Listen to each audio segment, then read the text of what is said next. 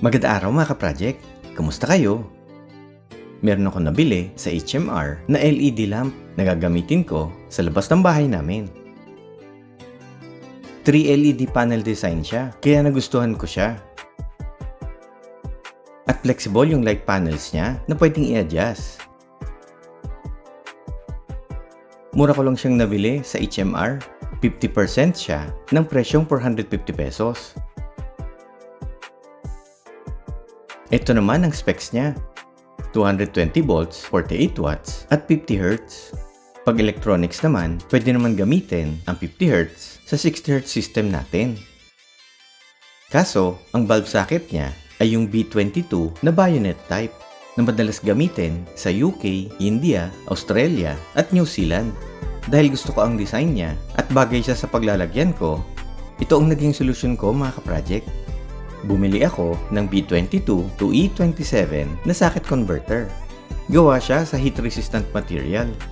Meron siyang spring-loaded terminals. At meron siyang bayonet locking slot para kumapit yung B22 socket niya. At ganito siya ikabit mga ka-project.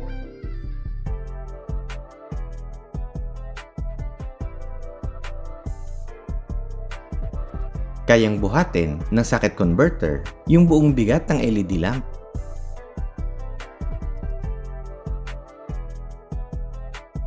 Okay, tanggalin na natin yung mga sticker para malinis na siyang tignan. At dito ko siya ikakabit mga ka-project sa harap ng bahay namin. At dahil pundi ng ilaw na to, itong LED lamp ang ilalagay natin. Dahil merong E27 socket converter na siya, pwede na natin siya magamit sa existing bulb socket ng bahay namin. Okay, i-turn on na natin siya para masubukan. Ayun, ayos, maganda at malakas yung ilaw niya. Ngayon, pwede nating i-adjust yung angle ng light panel niya para mas malinaw yung ibang area ng garahe namin. Ito na naman ang bago kong tuklas mga ka-project. Kung nagustuhan niyo yung video ko or may natutunan kayo, pakiclick naman yung like, don't forget to share, and subscribe to my YouTube channel. Pakiclick na rin yung bell icon para ma-update ka sa mga bagong videos ko. Hanggang dito lang mga ka-project. Maraming salamat!